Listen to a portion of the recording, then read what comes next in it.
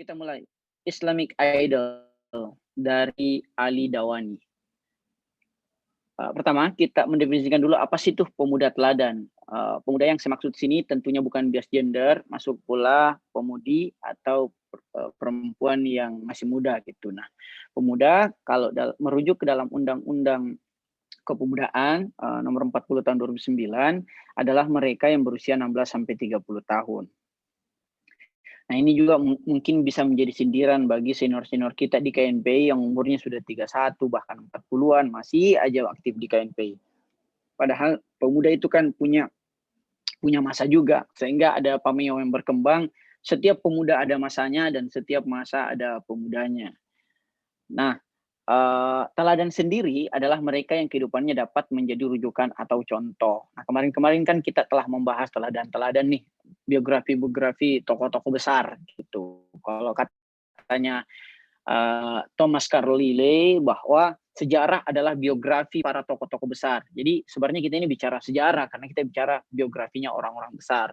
Nah, pun juga dalam suri toladan bagi anak-anak muda kayak kita nih punya teladan masing-masing gitu. Dalam artian kita ndak kekosongan keteladanan sebenarnya. Kita hanya minim referensi terhadapnya. Sehingga pemuda teladan dimaksud adalah mereka yang sehingga pemuda teladan dimaksud adalah mereka yang masih dikategorikan sebagai berusia muda, 16 sampai 30 tahun dan kehidupannya dapat menjadi rujukan atau contoh. Siapa saja mereka kita bagi ke dalam 3 periode, yaitu pemuda teladan pra Rasulullah Shallallahu Alaihi Wasallam, pemuda teladan zaman Rasulullah Shallallahu Alaihi Wasallam dan pemuda teladan pasca Rasulullah Shallallahu Alaihi Wasallam. Nah, yang pertama pemuda teladan pra Rasulullah Shallallahu Alaihi Wasallam. Nah, yang saya resensi di dalam buku ini terdapat 10 pemuda teladan pra Rasulullah Shallallahu Alaihi Wasallam. Yang pertama tentunya Nabi Ibrahim alaihissalam. Nabi Ibrahim alaihissalam juga digelari sebagai Khalilullah atau sahabat Allah Subhanahu wa taala. Nah, di masa mudanya Nabi Ibrahim sangat berani menentang kezaliman dan kekafiran dan kefasikan dari Raja Namrud pada waktu itu. Kita mungkin masih mengingat ayat-ayat Al-Quran yang menceritakan bagaimana Nabi Ibrahim itu merobohkan berhala-berhala saat Raja Namrud itu berpesta pora, sehingga Nabi Ibrahim dipanggil dan dipertanyakan siapa yang menghancurkan berhala ini. Nabi Ibrahim dengan berani menunjukkan bahwa di berhala besar itu si Raja Jalut mengatakan bahwa nggak mungkin, dia kan ini berhala. Terus dengan logika terbalik Nabi Ibrahim alaihissalam kemudian menambahkan bahwa ya kalau begitu kenapa Anda ingin menyembah sesuatu yang juga diciptakan, yang tidak bisa mendengar dan tidak bisa melihat, yaitu berhala itu sendiri. Itu peristiwa itu direkam oleh Al-Quran, dan for your information di situ usia Nabi Ibrahim alaihissalam masih sangat belia atau masih sangat muda. Yang kedua yaitu Nabi Ismail alaihissalam. Nabi Ismail alaihissalam juga itu teladan pemuda, ditandai dengan ikhlasnya Nabi Ismail alaihissalam itu disembelih oleh ayahnya sendiri, ayah tercintanya, sehingga wujud keikhlasannya itu kemudian Allah gantikan dengan biri-biri atau domba. Inilah yang kemudian ditandai sebagai momentum Idul Kurban atau Idul Adha setiap tahunnya bagi umat Muslim. Nah, yang ketiga Nabi Yusuf alaihissalam itu periode teladannya ditandai ketika ia dengan sangat suhud itu menolak rayuan dari Sulaika. Nah, di situ kan terlihat jelas dalam Al-Quran pula disebutkan Nabi Yusuf itu digoda oleh Sulaika sehingga baju dari Nabi Yusuf itu sobek gitu. Ada novel yang sangat menarik membahas tentang ini, Yusuf dan Sulaika. Karena kan setahu kita kan hanya peristiwa sobekan baju saja yang kita tahu. Ternyata ada peristiwa-peristiwa setelahnya. Bahkan ada filmnya nih, Nabi Yusuf alaihissalam. Sampai saat Sulaika itu sangat tua dan menanti Nabi Yusuf ketika Nabi Yusuf selesai di penjara dan telah menjadi bendaharawan kerajaan Mesir pada waktu itu. Nah, teladan keempat pemuda, yaitu Nabi Musa alaihissalam. Di usianya yang masih sangat muda, Nabi Musa alaihissalam kemudian berani keluar dari kerajaan, dalam hal ini kerajaan yang dipimpin oleh Firaun, dan kemudian merantau ke negeri yang mana di masyarakatnya atau di umatnya dipimpin oleh seorang nabi pula yang bernama Nabi Syuaib alaihissalam. Nah, disitulah Nabi Syuaib alaihissalam menikahkan putrinya kepada Nabi Musa alaihissalam, yang mana dalam Al-Quran tercatat mahar untuk Nabi Musa alaihissalam yang notabene-nya di situ adalah seorang musafir atau seorang imigran, karena Nabi Musa mengatakan saya tidak memiliki harta, yaitu 8 sampai 10 tahun bekerja tanpa digaji. Jadi kita bisa asumsikan nih guys, misalnya kita bekerja dalam satu pekerjaan tanpa digaji hanya untuk uang makan saja, mungkin sekitar kita asumsikan aja ya, setiap hari mungkin kita makan 3 kali, anggaplah 15 satu kali 45, selisihnya sampai 50.000 lah setiap hari, 1 bulan 1,5 1 bulan. Itu kita kalikan dalam 8 sampai 10 tahun. Kalau 1 tahun 1,5 itu setiap bulannya berarti ada sekitar 100, kan ada 1,5 berarti 1 tahun itu ada 15 berarti ada 18 juta 1 tahunnya. 10 tahun berarti 180 juta. 8 tahun berarti sekitar 150-an juta. Jadi sebenarnya di zaman Nabi Musa alaihissalam pun juga mahar untuk pernikahan sudah sekitar 100-an juta. Sehingga tidak ada sebenarnya alasan bagi laki-laki untuk mengatakan bahwa saya tidak mampu. Anda kan bisa kerja, misalnya ya selama 8 sampai 10 tahun kalau Anda baru mau mulai. Tapi kalau Anda sudah pernah memulainya atau alhamdulillah kalau Anda punya aset, ya ini bisa menjadi rujukan bahwa Nabi Musa alaihissalam pun yang seorang musafir pada waktu itu maharnya 8 sampai 10 tahun bekerja tanpa dibayar. Nah, berikutnya adalah Nabi Daud alaihissalam, di usianya yang sangat belia juga berani berhadapan-hadapan dengan Jalut, atau kalau dalam literatur barat disebut sebagai David and Goliath. Nah, di situ terlihat jelas usia belia Nabi Daud alaihissalam itu berani melawan Jalut yang notabene-nya seorang raksasa, dan bermodalkan dengan ketapel.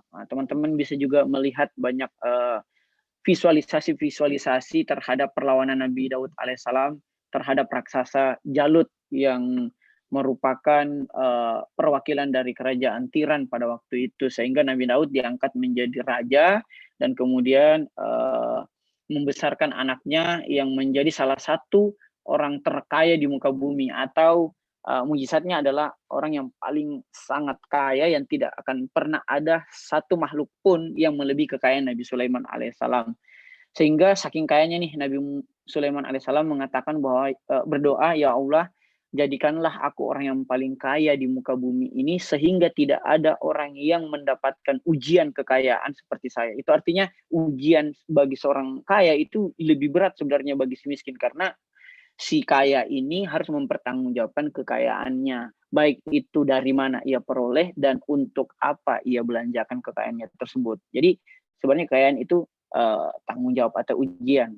Ya, ini menurut Nabi Sulaiman alaihissalam. Jadi kalau kita mau bandingkan sama kekayaan Rockefeller, Rothschild, atau Bill Gates atau sebagai alaihissalam. Bahkan kekayaan Nabi Sulaiman alaihissalam itu ditimbunkan di bawah masjid Palestina yang sekarang diperebutkan oleh Israel. Nah, yang keenam, usianya masih sangat muda, Nabi Yahya ini sudah diangkat sebagai nabi, yaitu usianya 5 tahun. Salah satu mukjizat dari Nabi Yahya alaihissalam adalah dapat melihat personifikasi neraka di muka bumi. Jadi ketika orang melakukan dosa, yang tampak di hadapan Nabi Yahya alaihissalam adalah siksa neraka apa yang mendera orang tersebut. Jadi seringkali Nabi Yahya ini lari ketakutan ketika berhadapan dengan masyarakat karena dia melihat dosa-dosa masyarakat tersebut dan membayangkan siksa neraka apa yang mendera masyarakat tersebut gitu. Nah, yang ketujuh adalah sepupu dari Nabi Yahya alaihissalam, yaitu Sayyidah Maryam alaihissalam. Nabi Yahya kan anak dari Nabi Zakaria alaihissalam. Nabi Zakaria kan saudara dengan Imran. Jadi ada satu ayat dalam Al-Quran disebut sebagai Ali Imran, itu keluarga memiliki anak yang namanya Sayyidah Maryam alaihissalam. Di usianya yang juga sangat muda dapat melahirkan tanpa pernah disentuh satu orang laki-laki pun, yang kemudian ia melahirkan Nabi Isa alaihissalam. Di usia juga yang masih sangat muda, bahkan masih bayi, sudah bisa bicara. Ini bukan mudah lagi nih, masih kecil sekali sudah pasti berbicara untuk pertanyaan umat pada waktu itu terhadap dari mana dia bisa melahirkan Nabi Isa alaihissalam yang menjawab. Yang kesembilan ini bukan Luqman Hakim ini seorang yang sangat bijaksana, bahkan ada surah dalam Al-Quran yang khusus membahas tentang Luqman, yaitu Quran surah Luqman. Nah, dan yang terakhir adalah Ashabul Kahfi. Ini adalah 7 orang pemuda yang ditidurkan oleh oleh Allah Subhanahu wa taala selama 309 tahun. Yaitu sesaat sebelum kemunculan Nabi Isa alaihissalam. Jadi Ashabul Kahfi ini lebih dahulu dibandingkan Nabi Isa. Nabi Isa kan kita tandai dengan 1 Masehi, Ashabul Kahfi ini sebelum Masehi. Tapi setelah Nabi Yahya alaihissalam. Jadi kurang lebih mungkin di periode-periode kayak di zaman Yunani kuno kurang lebih. Nah, itu di pemuda teladan pra Rasulullah SAW. Nah, pemuda teladan di zaman Rasulullah SAW, tentunya Rasulullah SAW sendiri, yaitu ketika dia di usia yang muda telah mendirikan organisasi yang namanya Hilful Fudul, sebuah organisasi kemasyarakatan yang bertugas untuk menghidupkan wara atau mencegah amar ma'ruf nahi mungkar. Nah, jadi semacam civil society untuk menegakkan akhlak gitu atau moral publik. Jadi kelompok-kelompok pemuda yang didirikan oleh Rasulullah SAW. Dia juga sudah sangat mandiri di usia yang 12 tahun. Nah, untuk teladan perempuan di zaman Rasul ada Sayyidah Fatimah alaihissalam. Ini adalah anak tersayang atau anak kesayangan Rasul, yaitu Sayyidah Fatimah alaihissalam. Di usianya yang sangat muda juga telah menjadi ummi abiha atau ibu bagi bapaknya, dalam hal ini merawat Rasul SAW yang yatim piatu dan ditinggalkan istri tersayangnya Sayyidah Khadijah di usia di usia yang ke-50. Jadi ini juga for information, Rasul poligami itu hanya 13 tahun di usianya yang ke-50 sampai 63, dan Rasul itu monogami itu lebih lama, yaitu 25 tahun. Di umurnya yang ke-25 sampai umur 50 tahun, yaitu sepeninggal Khadijah. Jadi saat Khadijah atau istri pertama Rasul itu masih hidup, dia tidak pernah poligami sama sekali. Jadi ini untuk menepis anggapan bahwa Rasul ini gila perempuan, kayak gitu. Nah, yang ketiga Sayyidina Ali karramallahu wajahu, dialah pemuda yang masuk dalam hadis Rasul bahwa tidak ada pemuda kecuali Ali di saat perang Uhud, di mana para sahabat itu meninggalkan Rasul kocar-kacir karena diserang oleh serangan balik dari kaum musuh. Hanya Sayyidina Ali yang di tengah parit melindungi Rasulullah SAW yang nyaris meninggal. Nah, yang keempat adalah anak dari Sayyidah Fatimah dan Sayyidina Ali, yaitu Sayyidina Hasan dan Sayyidina Husain. Yang kelima, keduanya juga masuk dalam hadis Rasul sebagai penghulu pemuda di surga atau pemimpin pemuda di surga nantinya. Dan yang terakhir yang bukan bagian dari keluarga kenabian, dia juga bukan nabi, yaitu Usama bin Sa'id radhiyallahu anhu, yang di usianya ke-18 tahun diangkat sebagai jenderal perang untuk melawan Bizantium, salah satu pilar kekuasaan pada waktu itu yang mencoba menyerang Islam. Nah, Bizantium itu Romawi Timur. Jadi Usama ini di usianya yang masih 8 tahun itu sudah menjadi jenderal perang yang diangkat sendiri oleh Rasul Shallallahu Alaihi Wasallam.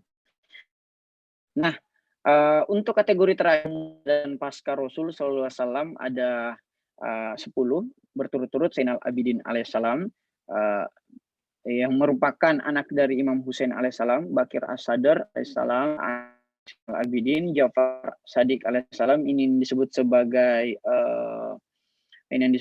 Universitas Ja'far As-Shadiq atau universitas yang pertama kali ada di muka bumi, yaitu di tahun 700 Masehi. Jadi lebih duluan daripada Universitas Bologna di Italia yang berdiri pada tahun Masehi. Jadi lebih duluan abad nih Universitas Ja'far As-Shadiq yang menurut beberapa pakar sejarah memiliki murid sebanyak 4.000 murid. Salah satunya adalah 4 imam besar Ahlus Sunnah wal Jamaah, yaitu uh, Imam Abu Hanifah dan imam-imam lainnya. Nah, yang keempat Imam Musa Kasim alaihissalam, anak dari Ja'far As-Shadiq. Berturut-turut setelah itu ada Imam Ali Ridha alaihissalam, Muhammad Jawad alaihissalam, anak dari Imam Musa Kasim yaitu Sayyidah Fatimah Maksumah alaihissalam atau saudara dari Imam Ali Ridha. Ada Muhammad Ali Hadi alaihissalam, anak dari Muhammad Jawad alaihissalam. Ada Muhammad Hasan Al-Askari alaihissalam. Dan yang terakhir Al-Mahdi Al-Muntasar alaihissalam yang diangkat sebagai imam di usianya yang sangat belia, yaitu di usia 5 tahun. Nah, adapun usia pemuda teladan dapat kita kelompokkan misalnya di kategori Nabi alaihissalam diangkat sebagai nabi ketika usianya masih muda. Jadi banyak itu nabi ini diangkat masih muda. Contohnya tadi Nabi Isa alaihissalam. Bahkan ada pula yang masih sangat-sangat kecil gitu, kayak Nabi Yahya alaihissalam, Nabi Isa alaihissalam itu bahkan masih bayi malah. Nah, untuk kategori imam sendiri rata usianya mau kalkulasi ya, dari Imam Ali alaihissalam hingga Imam Mahdi alaihissalam itu yaitu 32, 37, 47, 23, 38, 20, 35, 88, 22 dan 5 tahun. Nah, kalau kita total usia para imam ini yaitu 306 tahun. Kalau kita bagi 12 imam, maka mean atau rata dari usia imam itu diangkat pada usia 25,5 tahun atau sekitar 25 tahun. Ini juga menjadi relevan deh sabdanya Rasul SAW bahwa didiklah anakmu 25 tahun sebelum ia lahir. Itu artinya 25 tahun ini kita harus mendidik diri nih sebelum kita berkeluarga, sehingga ketika kita berkeluarga kita sudah bisa jadi imam atau bisa jadi pemimpin bagi orang lain, minimal bagi keluarga kecil kita masing-masing. Nah, sebagai penutup, bahwa setiap zaman senantiasa hadir pemuda teladan, sehingga tidak ada alasan untuk mengatakan kita mengalami kekosongan keteladanan, khususnya bagi pemuda yang tengah mencari jati dirinya. Bahwa pemuda bukan lagi mereka yang hanya disuap oleh generasi terdahulu, melainkan mereka yang menjadi teladan bagi umat manusia berkat ketekunannya dalam belajar dan keberaniannya dalam menegakkan kebenaran dan keadilan di jalan Allah Subhanahu wa Ta'ala. Semoga bermanfaat dan berkah. Terima kasih. Wassalamualaikum warahmatullahi wabarakatuh.